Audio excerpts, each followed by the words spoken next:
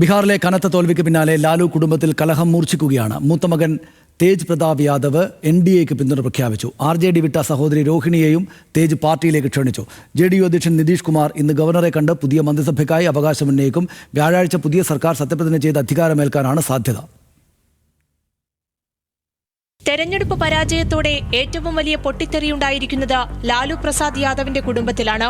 മകൾ രോഹിണി ആചാര്യയടക്കം ലാലുവിന്റെ 4 പെൺമക്കൾ കലാപമുണ്ടാക്കി വീട് വിട്ടതിന് പിന്നാലെ മകൻ തേജ് പ്രതാപ് യാദവ് BJP പ്രവേശനവും പ്രഖ്യാപിച്ചിരിക്കുകയാണ്. തെരഞ്ഞെടുപ്പ് ഫലത്തിന് ശേഷം വന്ന യോഗത്തിൽ തേജ് പ്രതാപിന്റെ പാർട്ടി ജനശക്തി ജനതാദൾ NDAക്ക് പിന്തുണ പ്രഖ്യാപിച്ചു. RJD വിട്ട സഹോദരി രോഹിണി ആചാര്യയെ പാർട്ടി ദേശീയ രക്ഷാധികാരിയാക്കാമെന്ന് തേജ് യോഗത്തിൽ പറഞ്ഞതായാണ് വിവരം. വോട്ടെടുപ്പിന് മുൻപാണ് തേജ് പ്രതാപിനെ കുടുംബ പ്രശ്നത്തെ തുടർന്ന് RJDയിൽ നിന്ന് ലാലു പുറത്താക്കിയത്. പിന്നീട് പുതിയ പാർട്ടിയുണ്ടാക്കി തേജ് അടക്കം മത്സരിച്ചെങ്കിലും എല്ലാ സീറ്റിലും തോറ്റു.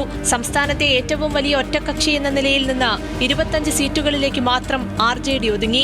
ലാലു കുടുംബത്തിൽ നിന്ന് രോഹിണിക്ക് പിന്നാലെ മക്കളായ രാജലക്ഷ്മി, രാഗിണി, ചന്ദ എന്നിവരും പട്നയിലെ വസതി വിട്ട് ഡൽഹിയിലേക്ക് പോയി. തേജസ്വി യാദവിനെയും ഒപ്പമുള്ളവരെയും കുറ്റപ്പെടുത്തിയാണ് മറ്റു മക്കൾ വീട് വിട്ടിറങ്ങിയത്. നിതീഷ് സർക്കാർ സത്യപ്രതിജ്ഞ ചെയ്ത് അധികാരമേൽക്കുമെന്നാണ് റിപ്പോർട്ടുകൾ. പട്ന ഗാന്ധി മൈതാനത്ത് നടക്കുന്ന ചടങ്ങിൽ പ്രധാനമന്ത്രി അടക്കം പങ്കെടുക്കും. നിതീഷ് ഇന്ന് ഗവർണറെ കണ്ട് മുഖ്യമന്ത്രി പദം ഒഴിയുന്നതായി അറിയിക്കുകയും പുതിയ മന്ത്രിസഭയ്ക്ക് അവകാശം ഉന്നയിക്കുകയും ചെയ്യും. 2 ഉപമുഖ്യമന്ത്രിമാരുണ്ടാകുന്നതിൽ ഒന്ന് ചിരാഗ് പാസ്വാന്റെ LJPക്കായിരിക്കും. JDUവിൽ നിന്ന് 14 പേരും 16 BJP മന്ത്രിമാരും ആദ്യഘട്ടത്തിൽ അധികാരമേൽക്കും.